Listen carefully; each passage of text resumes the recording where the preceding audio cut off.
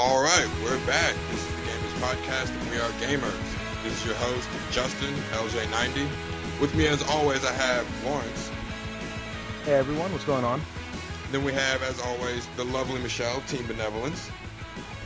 Hi. And we also have Rident with us here. What's up, guys? All right, before we get into the show itself, Lawrence has some quick news items that he wants to run down for us. So why don't you handle that real quick before we get into the show proper? Okay, that's no problem. With us approaching E3 next week, a lot of gaming news has been starting to filter through the internet. And such news involves new releases, new announcements, new trailers, and maybe even information leaks. For instance, the first bit of news I want to get into is the Doom 3 BFG edition. This edition for Doom 3 is an HD remastery of the original Xbox title, and it is coming this fall to the Xbox 360, the PC, and also the PlayStation 3. The BFG edition is the main game itself, along with the Resurrection of Evil expansion pack that was released for the original game, and 7 brand new levels that were entirely made brand new for this title known as The Lost Mission. Also included in the package is the original Doom 1 and Doom 2. So by buying the BFG edition, you get the entire Doom series in your hands, ready for you to play on the console of your choice this year. The next bit of news I want to get into is Ratchet & Clank Full Frontal Assault. This is a new Ratchet & Clank title being made to celebrate the series' 10-year anniversary alongside the HD collection. Full Frontal Assault is showing that Insomniac is listening to fan feedback by taking the series back to its classic feel, camera style, controls, and even weaponry, while innovating and giving a brand new way of playing as announced on their blog, as announced on their official announcement on the PlayStation blog. Alongside all of this, they are also including online features to keep Full Frontal Assault with a multiplayer base behind it. Alongside this announcement, they also said that they have a surprise for North American fans of the Ratchet & Clank series to go along with their HD collection, and that announcement will be made in the coming weeks. Sengoku Basara HD collection received a trailer earlier today, showing off the collection of the PlayStation 2 titles made by Capcom. These titles were made in the style of a Samurai Warriors game, except with more anime flair to it. The HD collection showed off Sengoku Basara 1, Sengoku Basara 2, and Sengoku Basara Heroes, all compiled onto one disc for the Japanese audience on August 30th. No West Side release date has been announced as of yet. Also revealed today was Injustice: Gods Among Us. This new title is taking place in the DC universe and is a new fighting game created by NetherRealm Studios, the creators of Mortal Kombat. This style of game is said to be much different than the MK vs. DC universe title as released a few years ago, and Ed Boon promises that we have yet to see what the game truly has in store for us, and it will be at E3. From the teaser trailer that was released earlier today, characters such as Batman, Superman, Wonder Woman, Harley Quinn, and Solomon Grundy have been unveiled, and according to Ed Boon's Twitter, the game is scheduled for release in the year 2013.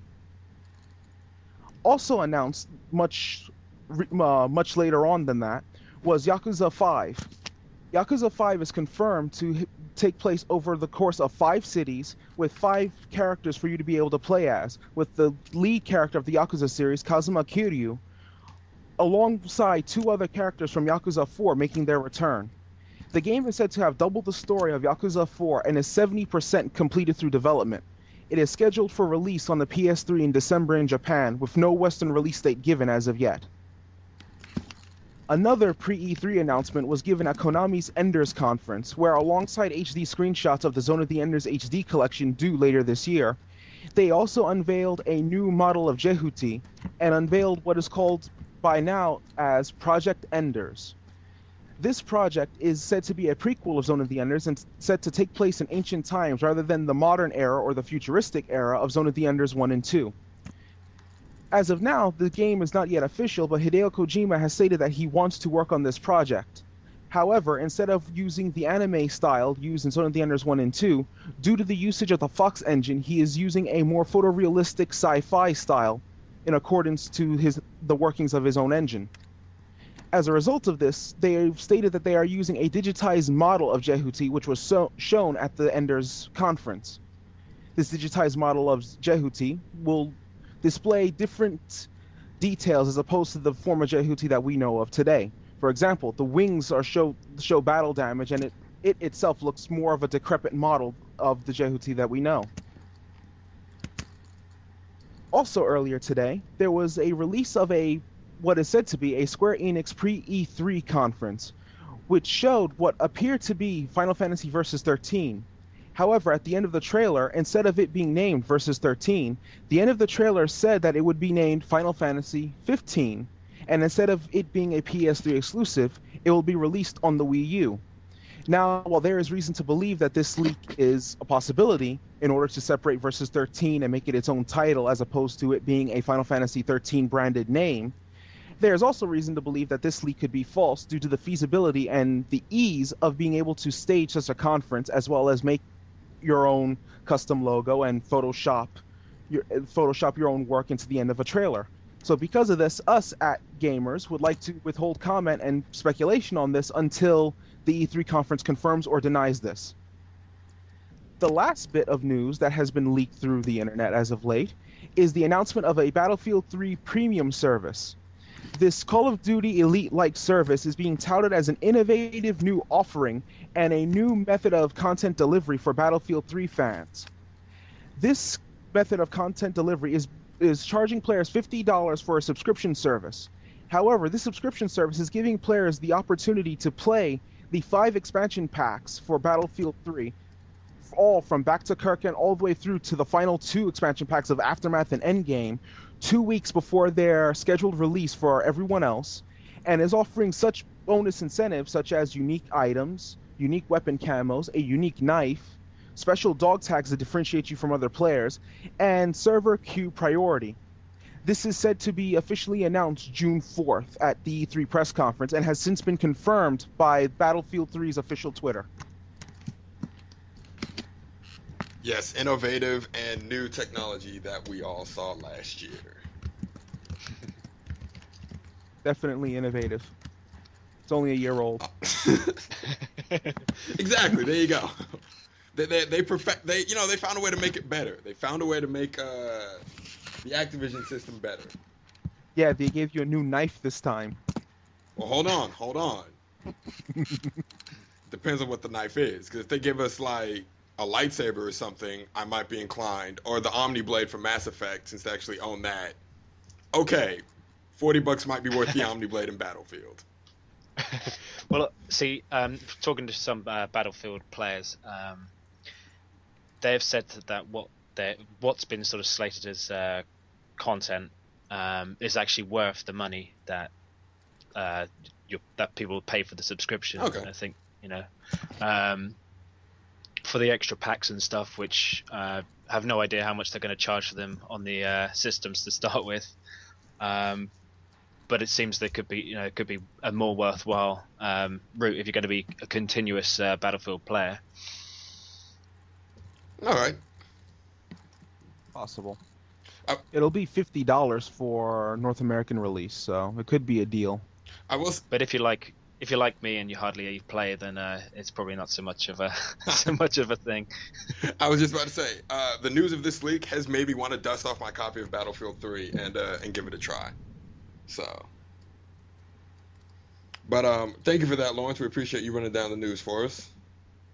No problem. And then as we get into the show, the last show we had, we talked about Toonami coming back, and the Toonami block came back came back last Saturday, and right. The shows they had, there were 2 new shows, Dead Man Wonderland and Kashin Sins. Am I saying that right? I hope I'm saying that right. I think it's Kashin Sins. Kashin Sins. And I have to say, it wasn't the traditional Toonami block, but when I sat down and watched it, dude, I felt like I was back in high school. Like it may not be the same Toonami shows, it's still Toonami, and it's still amazing.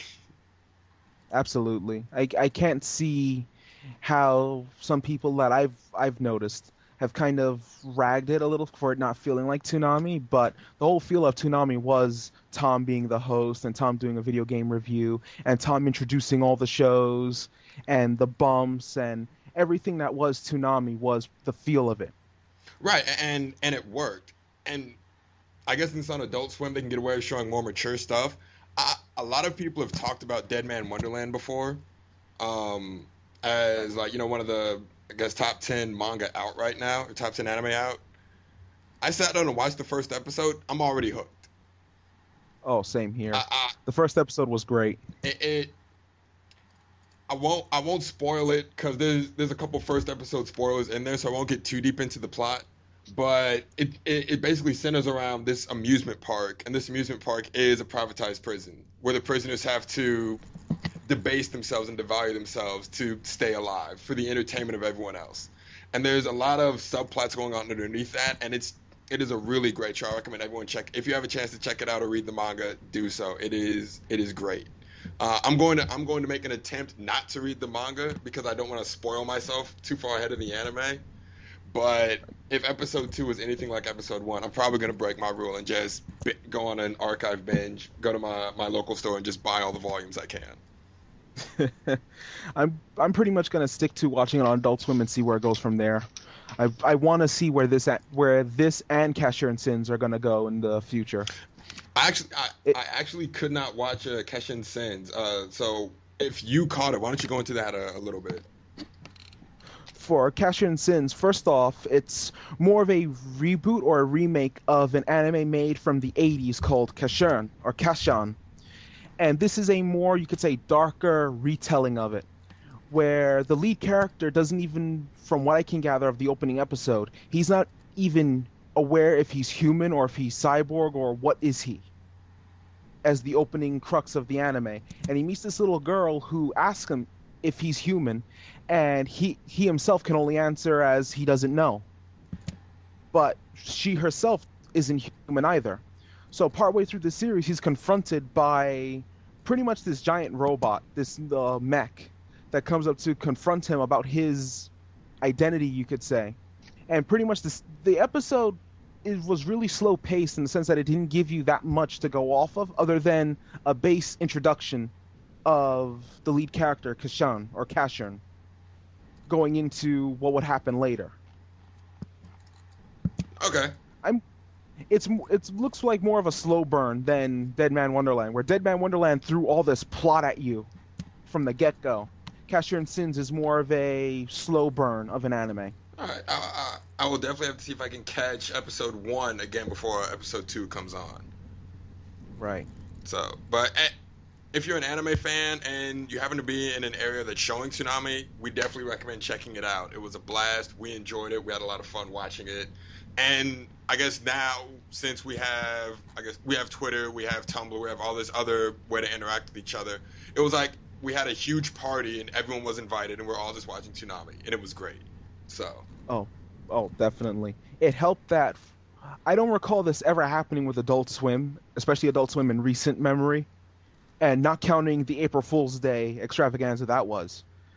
But from what I can see from Toonami, every single show on Adult Swim that night was trending on Twitter. Oh, not only was it trending, Dead Man Wonderland hit number 1. I know Cash and Sins was climbing up there.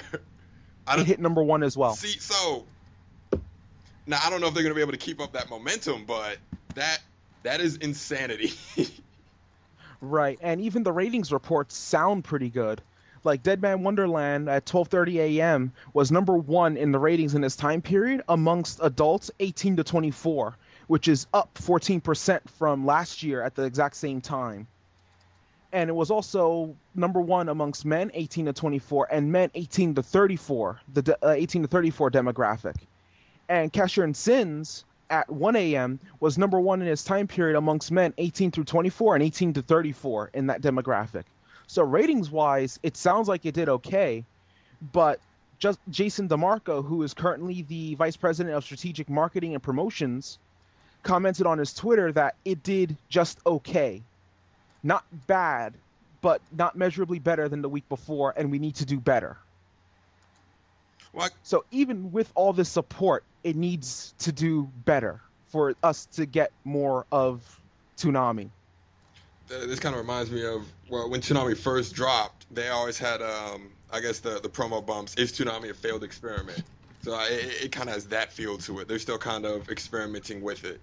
So Right. keep demand up, keep tuning in, keep watching. We'll get better stuff. We all know how the system works. We all know how the story goes. Right. The thing is that Toonami's job shouldn't be so hard, in the sense that the week before Toonami, May 19th, Bleach was the highest rated anime that night, but its ratings were only 350,000 viewers. So you would think its job for this Toonami to succeed shouldn't be that difficult. But I think with Adult Swim's recent, you can say, kind of slump, no new anime outside of Bleach, and you can almost say the lack of promotion behind this Toonami, it has much more of an uphill battle to climb for it to get interest and to get the ratings up. That I can see that happening. I can definitely see that. But even with the lack of official promotion, people online have been pushing this hard. Right. Even all the way from Steve Bloom to Kyle Herbert to just average fans, they've been pushing this. So yeah, I guess that's the best way to promote it. It all started with insanity over the internet. Yeah, and there you go. I almost missed out on Adult Swim April 1st. Completely. And then I saw on Twitter, Toonami, I saw Dragon Ball Z trending, and I was like, wait, what? And then I just put I turned off Warriors Orochi 3 that I was playing. I went to the TV, and I caught the end of Bleach, and then I saw Dragon Ball Z starting. And then I stood from that point on all the way through to 7 in the morning. Well, damn. So, right. It all started with the internet, so, we'll see how the internet can actually push this. It's all about your community, it's all about your fans, and it's all about managing them and using them to get your message out. So. Right. But you were just talking about Warriors Orochi 3, that's kind of fitting. I guess the magazine Famitsu, or how do you pronounce that? I've always wondered how you pronounce that. I think it's Famitsu. Oh, wow, I actually got it right on the first try. They actually point for Justin. They actually released scans and I guess concept art of Dynasty Warriors 7 Empires with the new character Zushu. And oh my god. I'm waking up out of bed and I don't know who it was. I'm pretty sure it was either Rident or Lawrence. One of you took over the GAMRs Twitter or the GAMRs Facebook and posted that was me. Yeah, I saw a news posting and I thought this has to be reposted. And yeah, I can't remember I can't remember who I saw it from first, and then that got me really excited. And I'm hoping it got a few of our followers a bit excited as well, because I know we've got a few TK followers. So. Well, I was tracking it after you did that. After you broke the story, as it were, the rest of the TK family went berserk, like, "Oh my God, is this real? What is this?" And then Bish got a copy of the magazine somehow. It was Michelle. It was Michelle that brought it up. Right, I saw it from Michelle's Twitter. Sure. And then I posted it onto the GAMRs. Okay, so we have Michelle to thank for all of this. Thank you for inciting this riot, Michelle. There's a user on Twitter called Dynasty_Warriors. They post a lot of articles and reviews and stuff, so I saw that tweet linking to the article, so that's what kicked it off, really. So we don't have many details about the show yet, or about the game yet. All we have is we have one new character. There's and apparently maybe another Wei character as well, but they don't know who. Who else do you add on Wei though? You have Zushu. I don't know. You pretty much included everybody that matters, unless they finally just want to say, all right, we'll give Cao Cao his 5 generals and give you Jin and Yue Jin. Well, one thing I'm hoping they bring, they keep the create your own warrior thing. Oh, you have to have that. And I'm hoping they've got a lot more options for create your own warrior this time. For people who translated the article, they said that the edit mode would be improved. So It'll That's probably good. be something like what's in Dynasty Warriors next, to be honest, because that was quite a good sort of edit mode there. Now I haven't played next, so I don't know quite how the customization is on that. Oh, so you have next, don't you, Michelle? Yeah, it's like it's actually really good. It's like it lets you pretty much do anything you want with the characters. Plus, the more you sort of do stuff in like the story modes and like conquest mode and all that, you get more stuff for it. So if it's something like next, I think it would be quite good. I think. I can't wait. And I'm hoping they keep the online play. Now hold on, that will be interesting. How would you do online in Empires? Would it just be co-op? The host controls all the policy decisions. I think so. I think that would be more I think that'd be more the case. Or the way they did Dynasty Warriors Empire 6, where if you were an officer, they had the War Council. Mm-hmm. If you do co-op, you can have the War Council more, and if it's online, this would really only work online, now that I'm thinking about it. When you offer up a policy, they can say, hold on, I object. This is what I think we should do. so you have a load of people objected to your policy. There you go. that would actually be really interesting. You could, and then you can go sulk in the corner. Or you could just override them by saying, "I'm the emperor. Listen to me." Right, get out of my game. Or again, it'll probably be like next, because next has the conquest mode where you can play people online, but that would only be for sort of... Actually no, because you could have multiplayer for that. Because it worked for next where you could play, I think it was up to Now was it next that had player versus player multiplayer?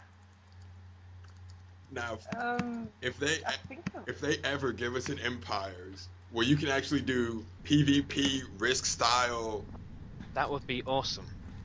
Oh, that would be insane. See, this is why you can't just leak. All they gave us was a screenshot of one character, and we're already talking about player versus player.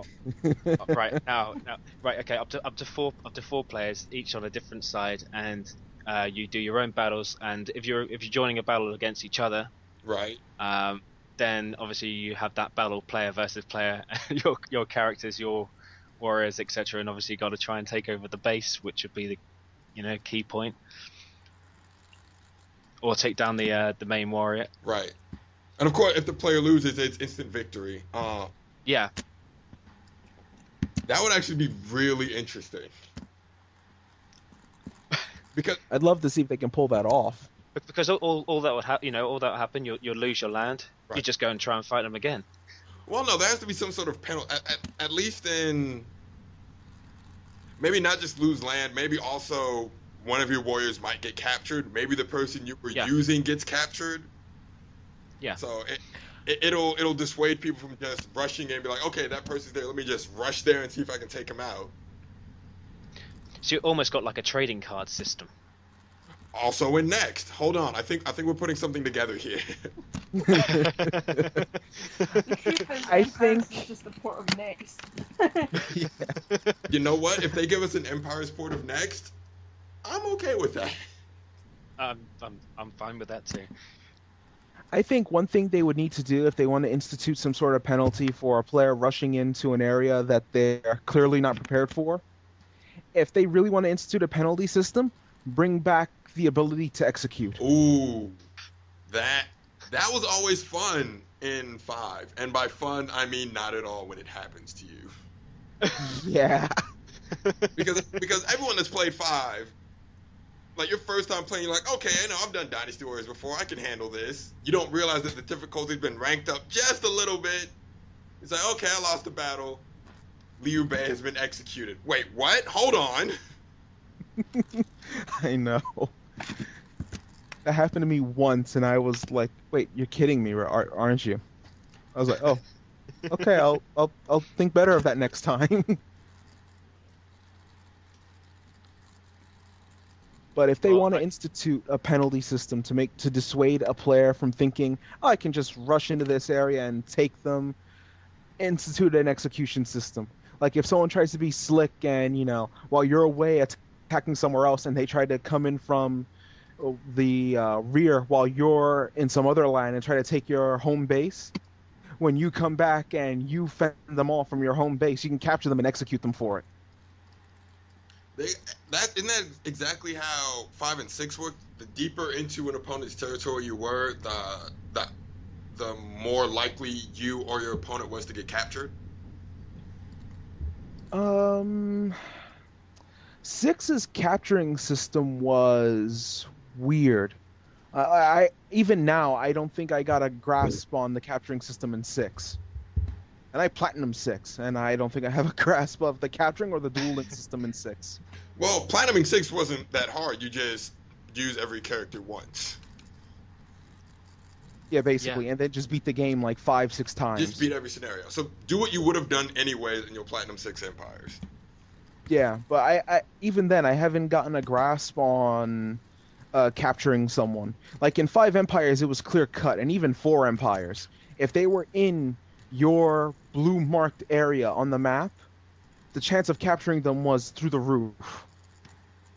So in 6 empires, I don't know if you had to be a ruler to capture them for that to even apply. But I remember as an officer, I barely got anyone captured. Compared to being a ruler, I should say. I'm trying to recall how it worked. It's been a while since I played 6. I know in 6 empires, the more you fought the general, like you would get different rewards. Like you beat them once, you get a health item. You beat them again, you get treasure. Experience points. You beat them again, you get treasure. And then eventually, I remember like around the 4th or 5th time, you would just capture them. Or if their morale was low and you got rid of almost every single troop in their unit, you would just capture them. And in 6 empires, there was no execution option. So it was just recruit or let them go. Yeah, and half the time you had no space to recruit them. Yeah. Well, that in 6, yeah, because they gave you that cap of 20. The way 5 did it, each province had, 6 slots? 3 main, 3 6, sub? Yeah. Yeah, I want that back. If they could just take the immersion experience of 6, and I tweeted this earlier, if they just take the immersion experience of 6, the way that they allow you to be an officer, a vassal, a ruler, and combine that with the management system of 5, you'd have the perfect Empires game. I absolutely agree. Like, there's no way you can go wrong with that. One improvement, I think we brought this up on the TK episode of the Get a Life podcast with Bish.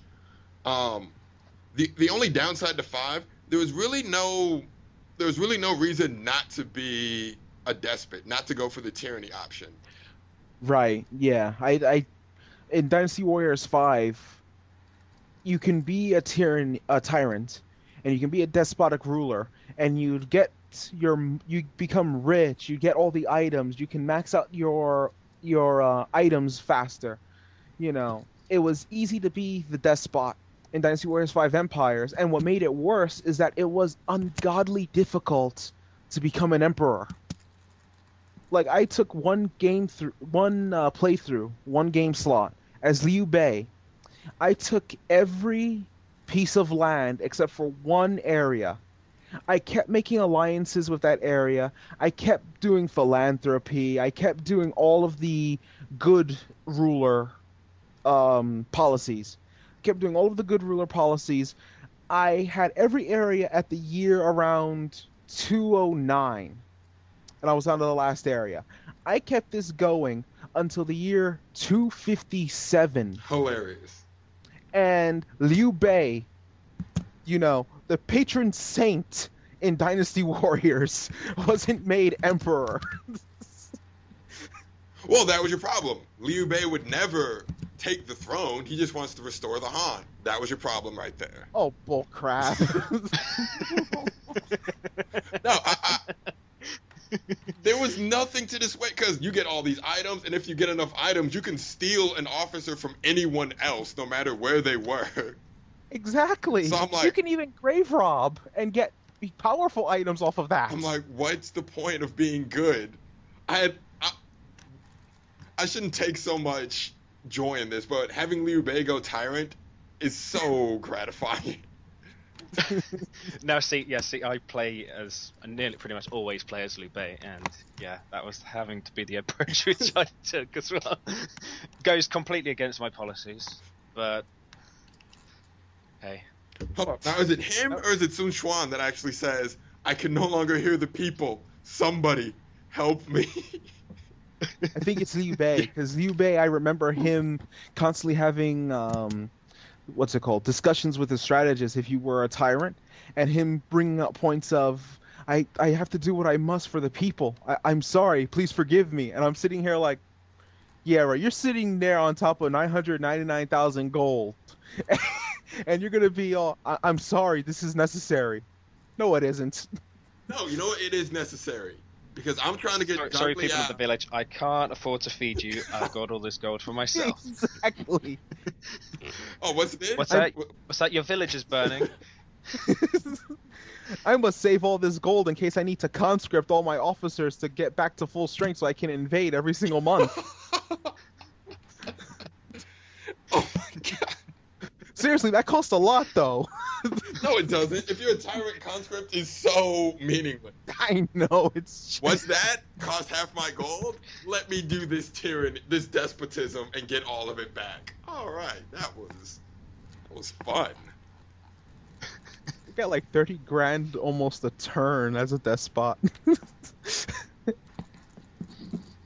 I think that was the worst part. There was nothing. What was your punishment for being a despot? Peasants may invade you. It's empires, so it's allowed. Empires throws all the rules out the window. At least if you're gonna do the tyranny benevolent system, give me incentive to be benevolent. I know. I think 4 empires, aside from 4 empires actually being feasible to become a good emperor, I think 4 empires actually had some incentive for being a good guy. Like I said, aside from actually being able to become an emperor. Right. And if we're gonna go with the 6 system, maybe if you're a tyrant, you have a lot of gold but no resources. If you're benevolent, you're spending all your gold but you have a lot of resources. So I can see that. That could work. 6 empires as a ruler, though, need some fixing as a ruler. Oh, as a honestly. ruler, definitely. But just I didn't like playing as a ruler. I always tried to get myself demoted just to just to find a better way of playing. I played as a ruler just in the effort of trying to platinum the thing. Yeah, right. I did that one run. I think I did that with my create your own warrior character. I think I did it once or twice, just because I actually found being a ruler at first horrible, but then once you get into it, it kind of opens up some things you can do with being a ruler.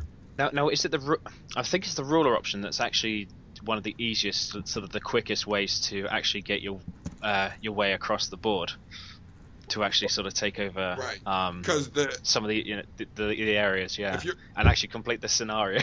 Right, because if you're a ruler, you can just invade every month. If you're a vassal, you have to wait every 3 months to invade. Right, and not only that, but if you're a ruler, not only can you invade every month, but that's the only battles you have. This is also true. You only have the 23 battles through the map. Yeah, you don't have all the side quests. Yeah. Which were like pretty the mercenary... fun, I have to say. Oh, yeah. A bit repetitive, but they were fun. Some were a little that some of the I think it's where you had to get to a certain point for a certain time. Some of those were a bit of a bastard. Oh, what is it? When you're building the Great Wall of China? Oh man, I hated that one. I was sitting like, you just saw them walk into the ambush. What are you gonna do? Oh, let's walk into this same spot where they got ambushed. I know, I hated that one. Those were just annoying for the fact of how easy the engineers can get killed. Oh man. Yep. It's worth it, because I don't think you can ever be invaded again. No, you get invaded like once every season, or something like that. Okay. If at all. Okay, because I could have sworn there was a huge benefit to the Great Wall of China being built. They rarely invade. Like, it decreases your chances of getting invaded. And if you serve the Emperor, when they do invade, he'll just say, nope, no war today. Let us stop and have tea. I was wondering, because in Six Empires, I'm like, what's the incentive of serving the Emperor? And then my brother showed me. I'm like, oh, so if you ever get invaded, the Emperor just says no soup for you. All right then, I can deal with that. I can deal with that. I'm just going to go steal bread from a villager. I'm sorry, what was that? No war? Oh, I have this fire attack tactic all set up. And that would Next suck. Then I go, next month. Oh, hold on. What was that one tactic in 6? Not fire attack. Zhou Yu and Lu Shun's fire tactics were just so ungodly broken. I know. It's as soon as you enter a base, it gets set on fire for the first 5 minutes of the stage, ignoring the fact that you can run through an entire stage in less than 5 minutes. Right. Especially if you had red hair and chose to import all of your saddles, which I did every playthrough. There's no reason not to. Yeah. Right. So you can just take red hair and run through every single base, and there you go. Every single base is just set afire, and the enemies won't do anything because they just been lit afire. The game is over, barring a few exercises and pushing the square button. Yeah. I did like this, the old sneak attack system in that game, though. Oh, I miss Dynasty Warriors 5 Extreme Legends with that. Sort of sneaking into bases, and I quite like the although sometimes it seemed completely unrealistic, but the way you could just jump up the side of the mountains. Yes. Yeah. Instead of having to go all the way around all the long paths, it sort of gave you that little shortcut to just climb up the mountain instead. Yeah, I did like that a little bit. I kind of liked how Dynasty Warriors 5 handled tactics better, though. Yeah. With the Extreme Legends Destiny mode. Now, that was a great mode. Now, I actually never got a chance to try that mode. Why don't you tell us a little bit about it? The Dynasty Warriors 5 Extreme Legends Destiny mode, you pretty much were given you had to create your own officer. But when you created your own officer, they were given stock clothing. You began as this run-of-the-mill conscript, like the peons that you just run through on a normal basis. You started as that, and your first mission was the Yellow Turban Rebellion under any officer of your choosing, of Wei Wu or Shu. So after you started as this low-level officer, you had to stick by your commanding general, whoever it may be, and help them fulfill their objective in that battle. So you never got to play a full-scale battle that early on.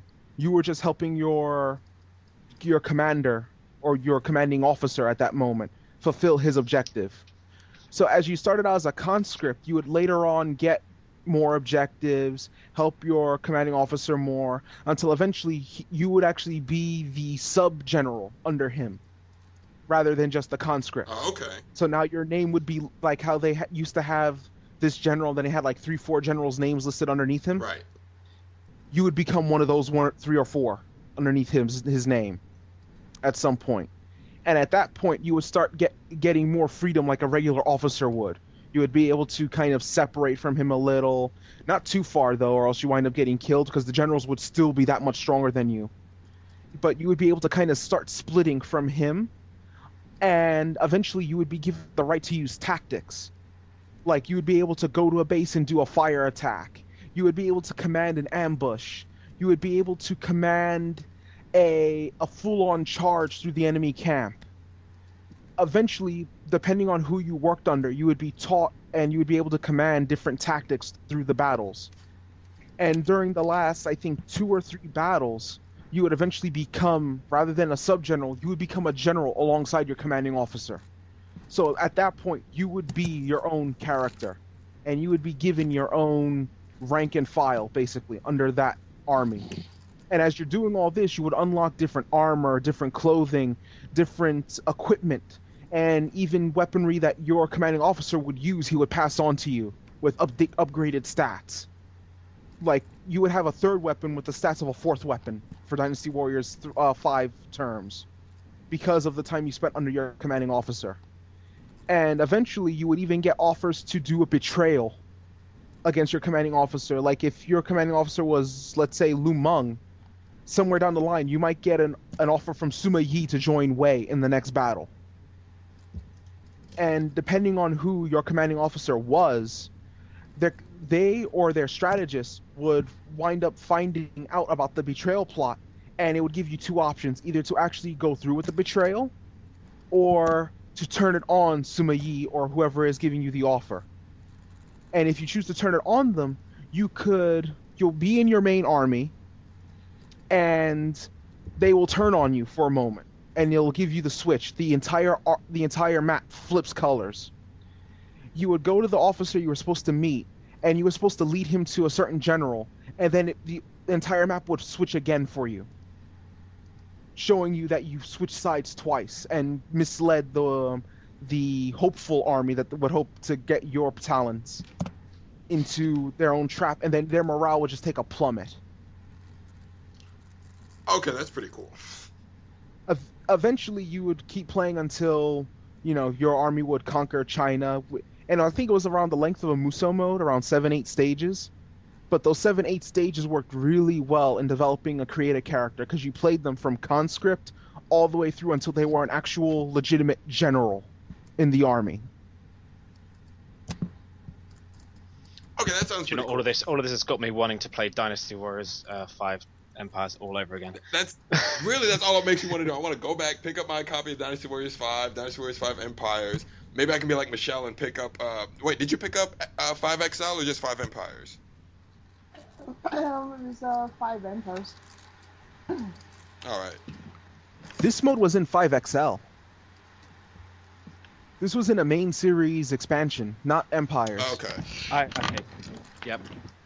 That's what kind of surprised me. Which means firing up my PS2. Yeah. Well, I know what I'm doing after I finish uploading this episode. So, needless to say, that one little screenshot of somebody in the Assassin's Creed hood spanned all this discussion. That's why the Dynasty Warriors series is so great. So. Now, see, one thing with this title is unsure whether or not it's going to be. I'm sure in Japan it's just going to be PS3 exclusive. Whether or not if it gets localized, which I'm hoping and I'm sure it probably will. Possibly an Xbox 360 title as well, because it's a separate title as opposed to an expansion like the XL series are. So hopefully the Xbox 360 players in the West here actually get this title. I can see it happening. Dynasty Warriors 5 Empires and 6 Empires were released on the 360. Yes, they were. So there's some history to that one. Like, Xbox never received an XL title. They got Dynasty Warriors 3, 4, and 5, but they never received XL. They did receive Samurai Warriors 2 XL though. Yeah, that was through DLC, which it was DLC only, and that was the only XL I think that we received for the Xbox. Right. Okay, so there's that one on their front. Yeah. But there's more history to back up Empires being on the Xbox. Right. And especially with the success of them localizing Warriors Orochi 3, they're actually bringing over One Piece Pirate Warriors, which shocks me. I didn't think there was enough support to localize One Piece Pirate Warriors. But I'm not complaining at all. No, I'm hoping. I mean, from what I understand, Pirate Warriors is is a huge thing over in America. I mean, we don't. I've never seen it on our TV. We may have it on our TV shows. I don't know, but as far as I'm aware, I've never seen it on TV here. And I know DVDs are all localized for North America, as opposed to we don't get European versions of any DVDs of the series. So I've never seen the series, but as far as I'm aware, it's a popular title over in the One Piece is a big title over in America, and I'm sure there's a lot of cosplayers, etc. At the events and stuff. So so hopefully there's a bit of a pickup from some of those fans. Oh, definitely. When I was going through some of Chin's photos of the MCM Expo, there are actually some people cosplaying as the Straw Hat crew from One Piece. There is a lot of there was a lot of cosplay for One Piece there, and there always is. So the most common ones tend to be Naruto, Bleach, and Pirate and One Piece. Yes, the big three. I guess that's kind of a healthy segue into the next subject. Rident and Michelle, lucky as they were, actually got a chance to go to the MCM Expo while Lawrence and I were just here, twiddling our thumbs. Just Don't worry, sitting. don't worry about it. We only had fun. Oh, that's all. They just Oh yeah. had fun. Oh yeah. That's all it is. It's Yeah, just fun. I mean, You know, hanging out with people, doing stuff.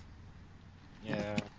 With all these games and anime features and cosplayers and communities. Yes, just You a know, little bit. oh yeah. no big deal. No big deal. So, None at all. why don't you guys tell us a little bit about that?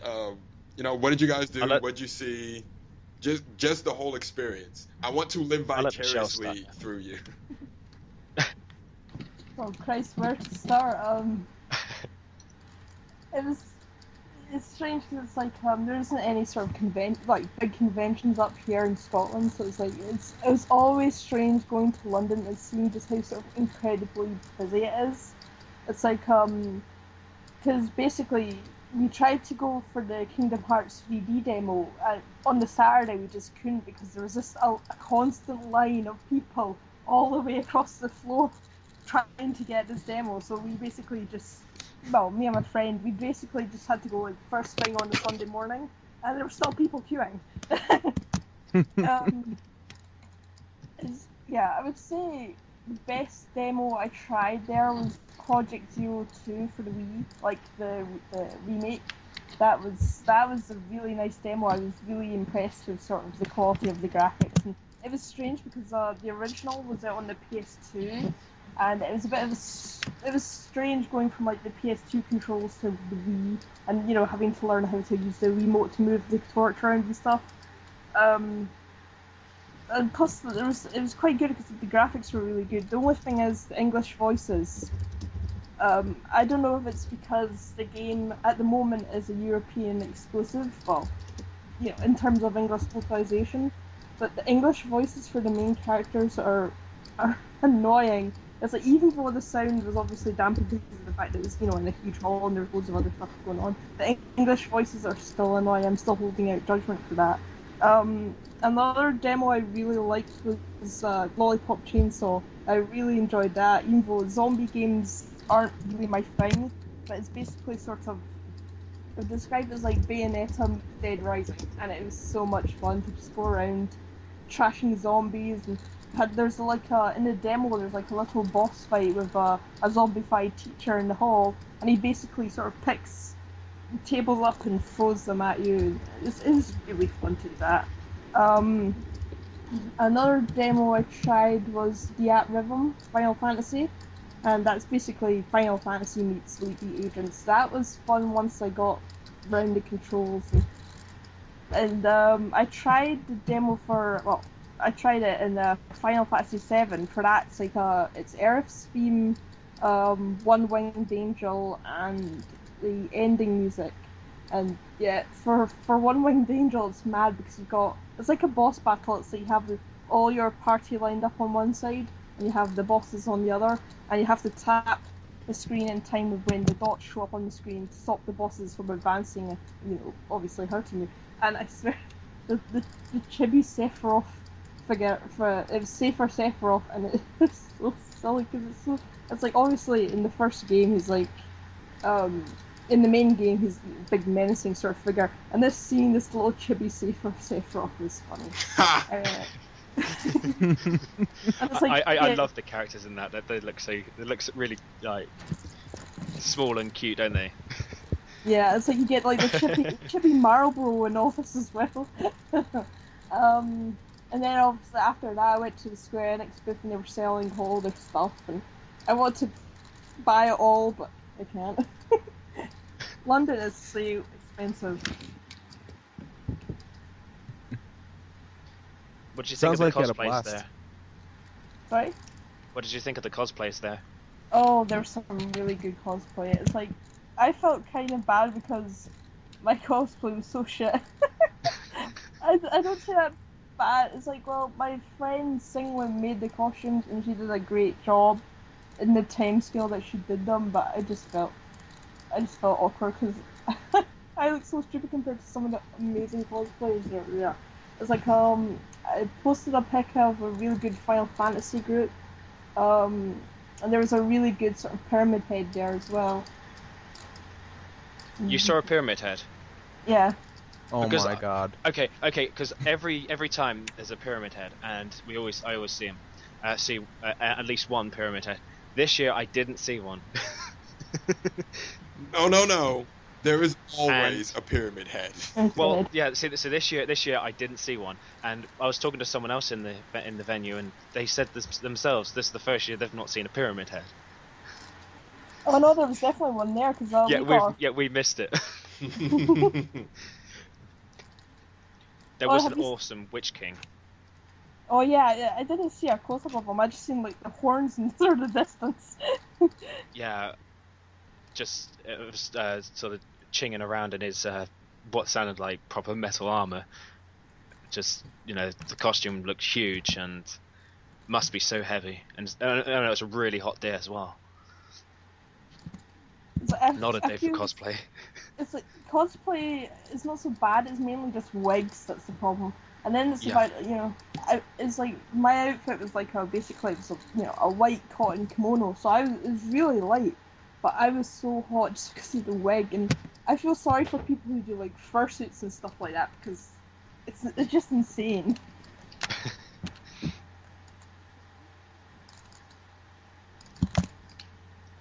Well, for myself, I got Saturday. I didn't get any hands-on time. Queues were massive, as Michelle was saying. Queues for some of the things were just ridiculously huge. However, I went back on the Sunday and I actually got the hands-on with a couple of games. One of which I tried was Aliens Colonial Marines. Good choice. Now, that was really cool.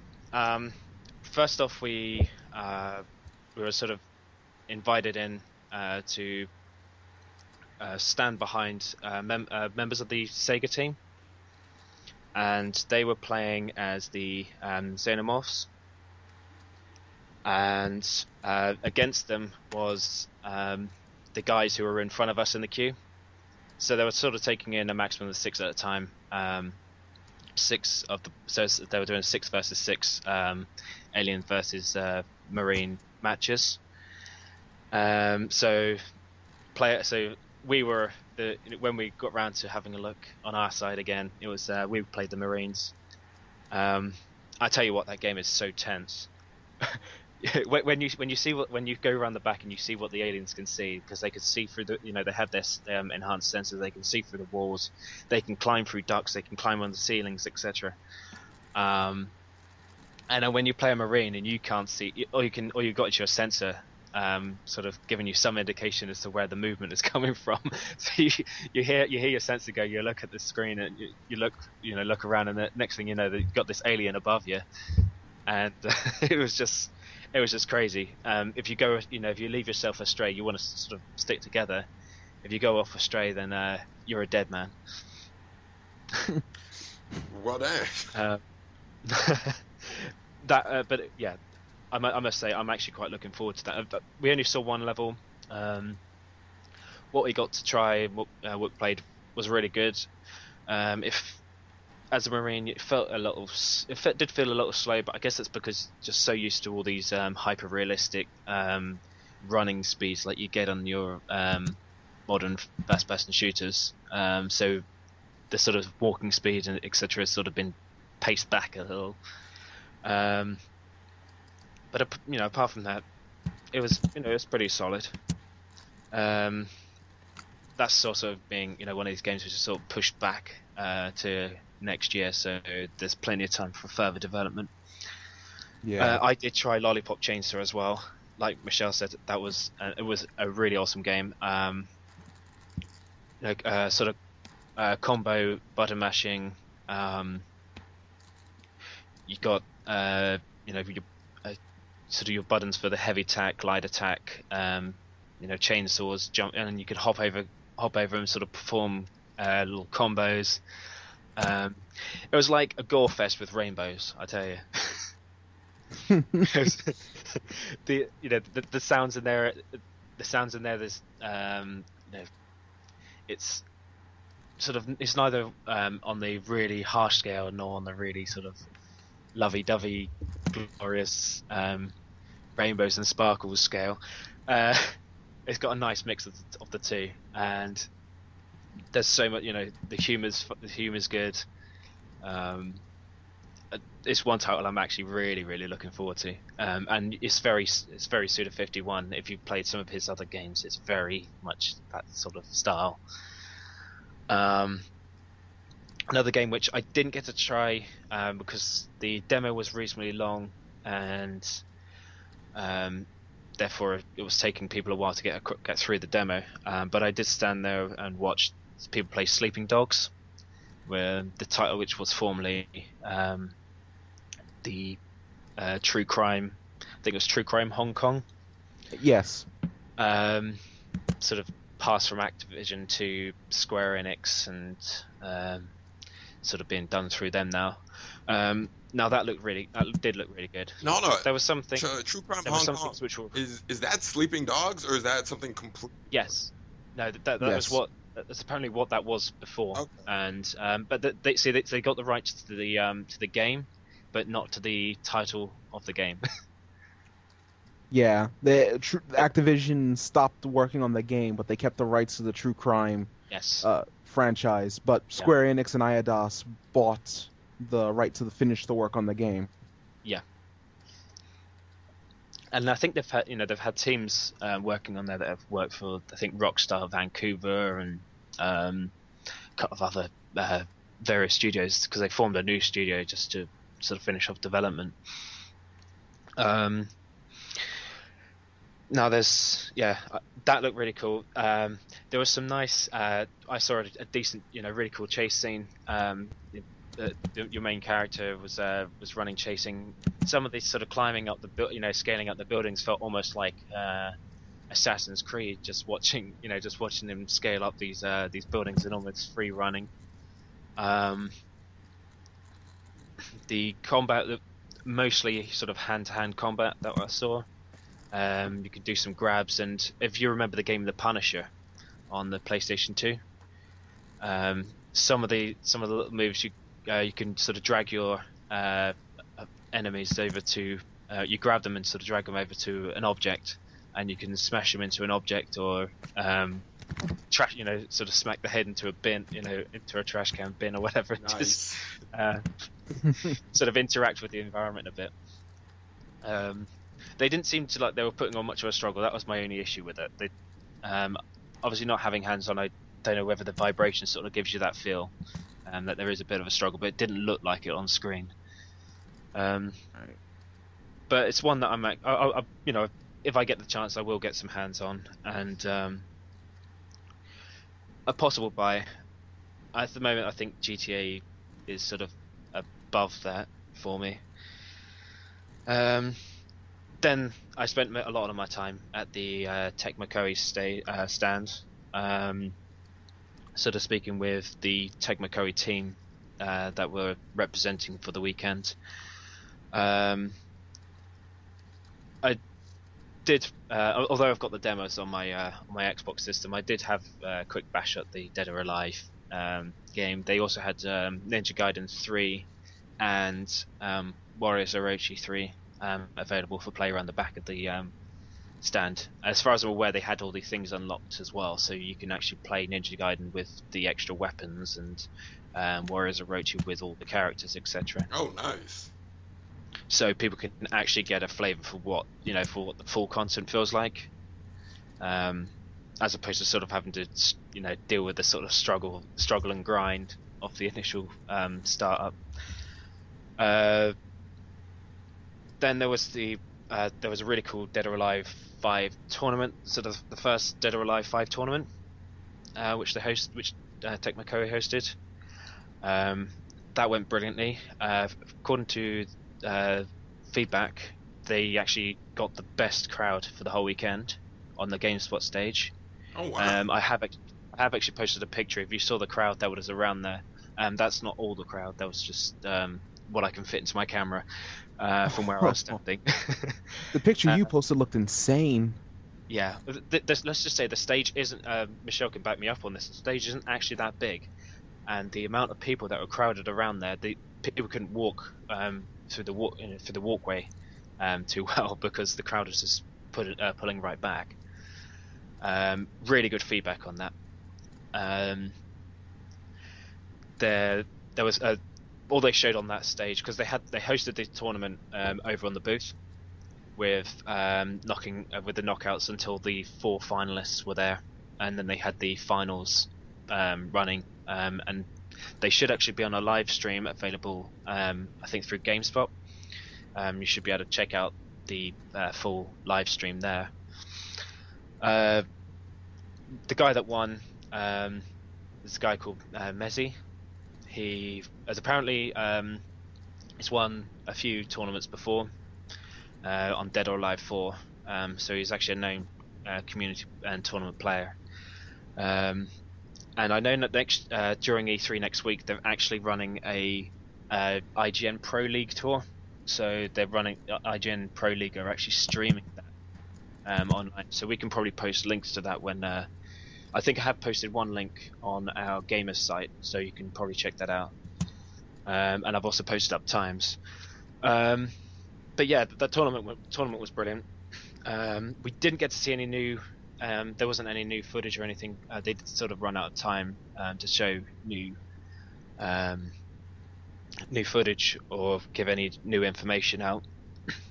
But we have had all the trailers which are released so far. Which obviously I'm sure you guys have seen the latest one, which is the one in the circus. Yes. Yeah, I've seen that one. Looks really crazy. I'm actually quite looking forward to the full game with some of these dynamic environments, because they look pretty insane. And watching the tournament, one of the fears was because they only got one stage, that it might get a bit boring. But the stage was always playing up differently, depending on the fight. So yeah. That was really quite interesting. So there's different dynamics in the stage, even though it's the same stage. Different things you do affect different bits of the environment. Yeah, and you do the power attack. You can choose.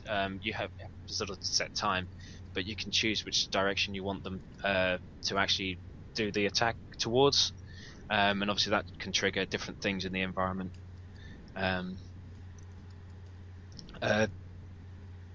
I'm not sure if an actual demo is going to be posted up on the Xbox or PlayStation 3 networks. As far as I'm aware, there's not, but I'd just say keep posted when the full game comes out. Cosplay-wise, there was some. I thought there were some brilliant cosplays. I did, like I said, spend most of my time at the Tecmo Koei booth. I had a lot of fans come.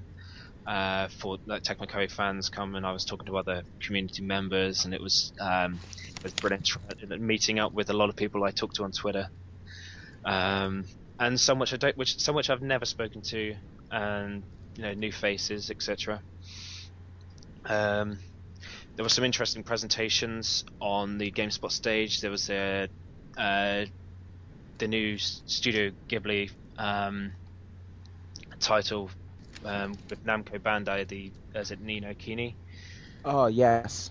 Now that looks absolutely fantastic. I only caught a little bit of the presentation on that because I was off, sort of just passing by, doing some other things. But from what I saw on that, it was just that was fantastic. One of the titles I'm actually really looking forward to. Some of the capture in there is just brilliant. Then they also showed Tales of F, a new one from the Tales of series, which like some of the other ones like Tales of Vesperia and I'm trying to think of the other Tales of Vesperia, Tales of Xillia. Yeah. Tales of Symphonia. it has, you know, it keeps all the sort of similar charm, the art style and everything else. Another one which, I mean, I never played Tales of Vesperia. I've only got round to playing a demo. I was interested, I just never got round to playing the full game. Hopefully when this new one comes out, I'll actually give it a proper shot. Right. I think that's it for games wise. Cosplay, I thought there was some good, some brilliant cosplays. There was some good Warriors characters which we had sort of come up to us at the booth. I have posted pictures of those. God knows,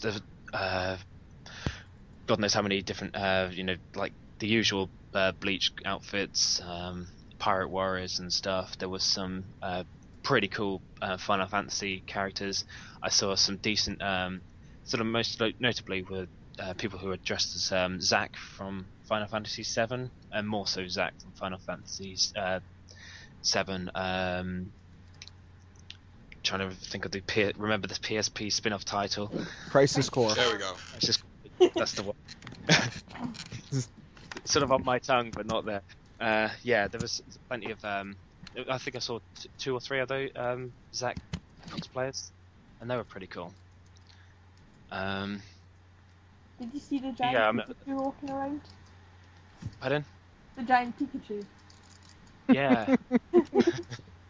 Oh, hold on. I'm sorry. What now?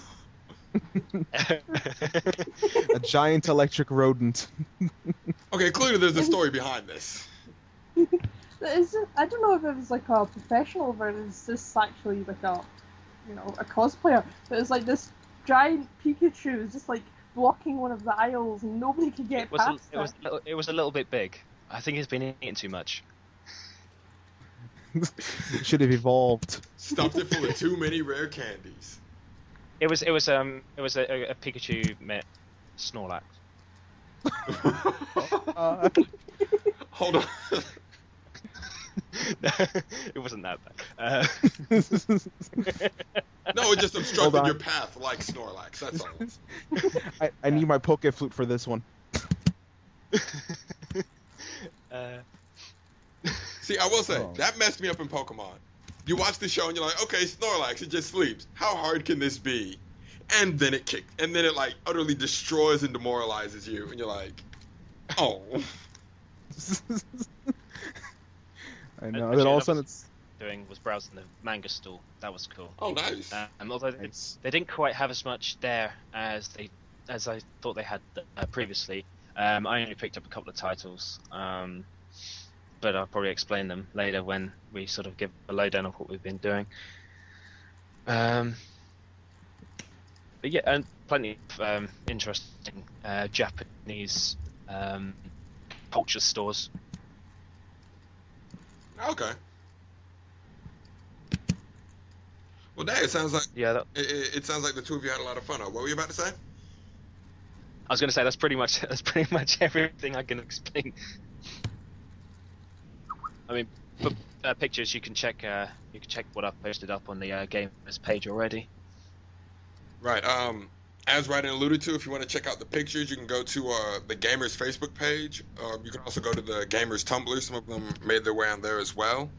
And as always, you can follow us on Twitter at WeAreGamers, GAMRS. Before we wrap up the show here, we just want to give a quick rundown of what everyone's either watching, reading, or playing. Michelle, why don't we start with you? I'm just playing No More Heroes at the moment. before I get because I ordered some Dynasty Warriors titles from Play Today because they're so cheap. So when they come, that'll be me vanished forever. Once I get my PS2 working, that'll be me. Nice. Oh, so that's why you said your battery was dead today, because you were binging on No More Hero. Yeah. You know what? That is acceptable. Yeah, I thought Michelle had the PS3 version of No More Heroes, and then she said her Wii remote was dying, and I was like, oh, that makes sense. But it's awkward because I don't know if you know, but like in No More Heroes, it's like when the battery of the blade beam starts running low, you get the beacon Yeah. sound. I thought it was the Weebo at first. I was like, oh no, it's a boss battle. I can't save. Oh, that was so bad. Oh man. Oh. Ryden, what are you into right now over there? Well, last week I was playing mostly Max Payne, which I got through. That's really cool. Nice. Not really tried the multiplayer, but the actual story, it sort of has the Max Payne feel to it. When you actually get into it, I was a bit scared before because it didn't quite look very Max Payne enough for me. But when in the story, it's actually really good, and there's a lot of Easter eggs and things. I've been doing a bit of a Game of Thrones marathon with catching up with the series, plus also got the Blu-ray disc come through, so I've just been absolutely blasting my way through Game of Thrones. Although I had seen them before, I just wanted to do it all over again.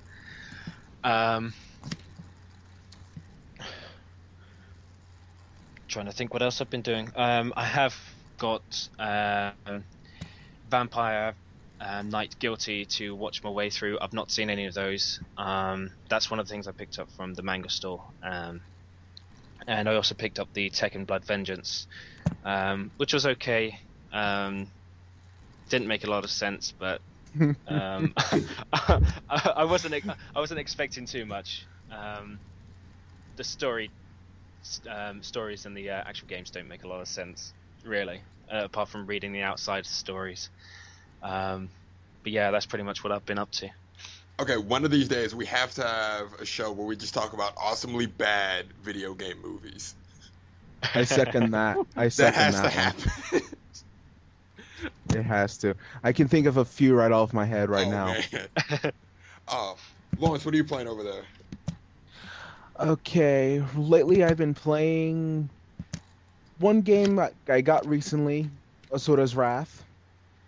I got that around a week ago, and I've been playing that. I haven't been playing it non-stop because I kind of want to take my time with it.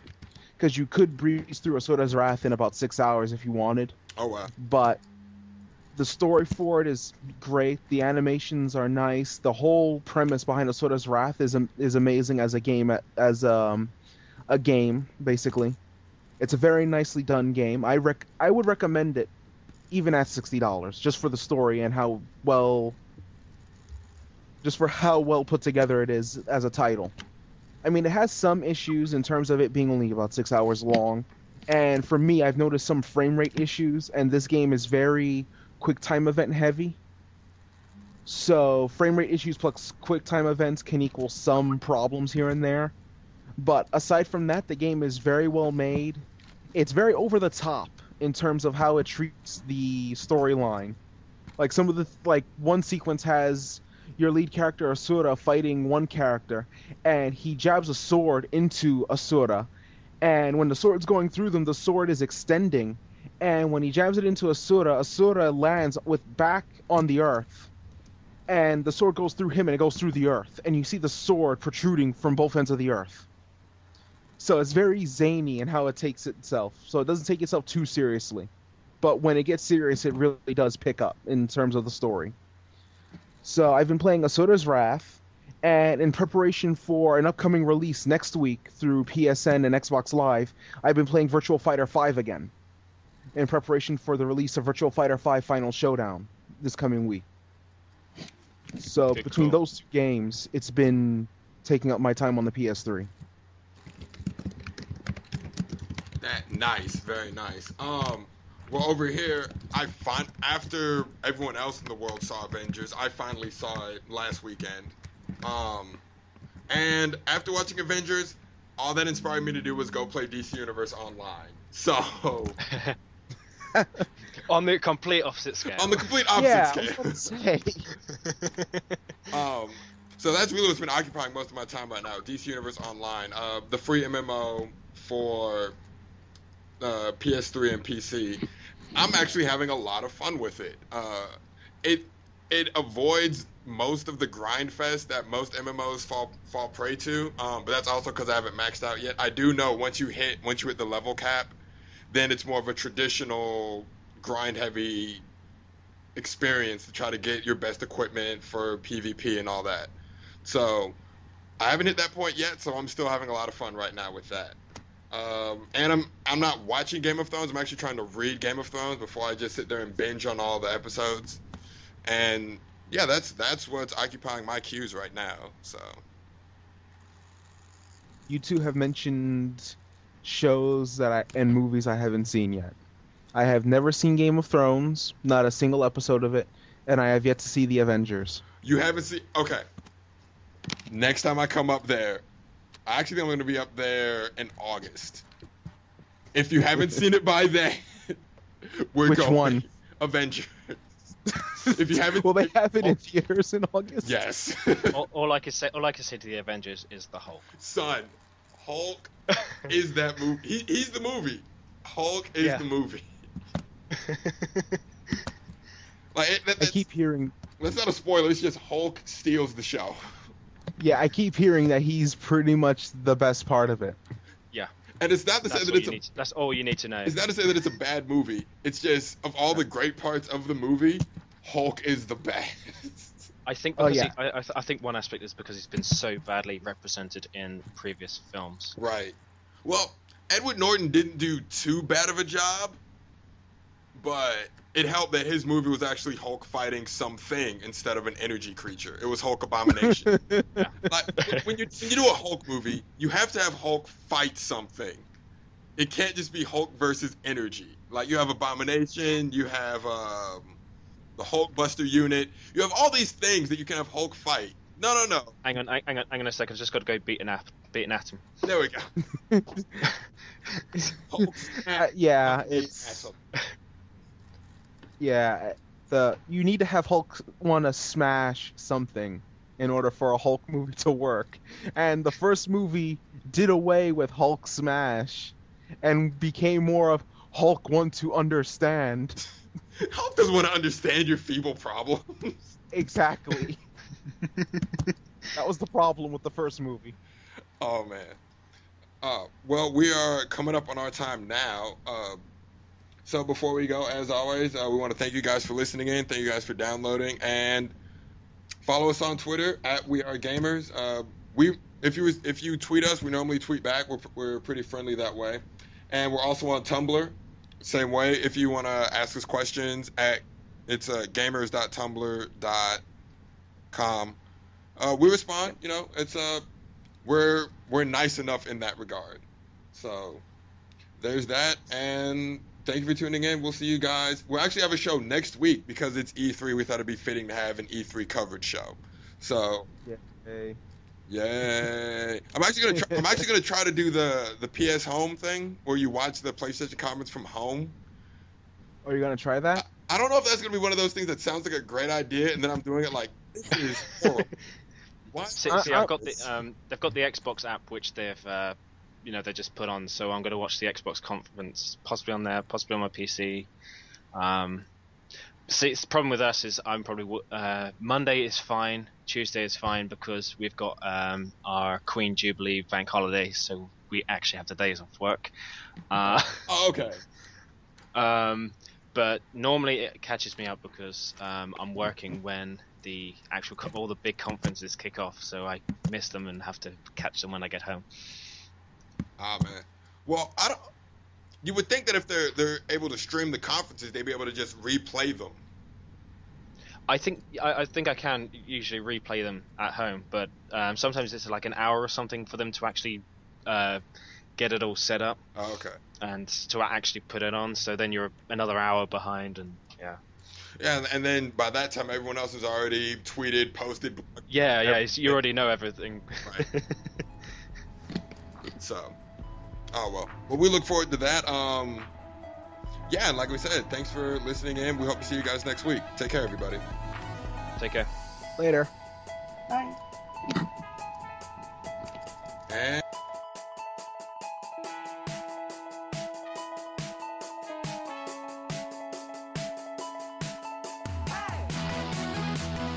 I honestly can't believe when I first heard the story about that. I was just like, okay, one, he chewed someone's face off. Well, initially I saw I saw some tweets about it, and I was like, hang on, is this another one of these virusy scam things that's kicking off? And is this an actual thing? Because it looks like one of those typical, scaremongering. Click on this link, catch something, and So I was a bit wary. I didn't want to actually click on anything. So. No. Meanwhile, in America, the zombie apocalypse has started. It's okay because me and Michelle are fine over here. Oh yeah, you guys are fine. Just. Oh yeah. You got the MCM Expo. You got nice, comfy homes. Meanwhile, down in Florida, we have zombies. No, what tripped me out about that? After I got over the initial shock of he chewed a man's face off, they had to shoot him 6 times. Like, the first bullet, he just kind of ate, like, okay, you just shot me, whatever. And he kept chewing on guy's face. They shot him again, he growled at them. I heard about that. I was like, are you kidding me? It sounds like something out of, like, Forbidden Siren or something. Like, they just want some stop. So what you're trying to say, Michelle, is they should have had a camera. Yeah. That's what we needed. We needed the camera. Clearly, that's what we need. Absolutely. Or some girl with a flashlight.